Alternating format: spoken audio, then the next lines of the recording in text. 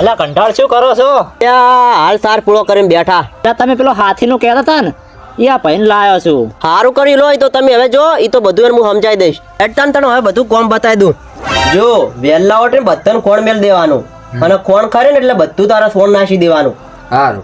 અને હવે બીજું કોમ, પછી આ 4 પોટકામાંથી રસકો વાટીને મેલ દેવાનો.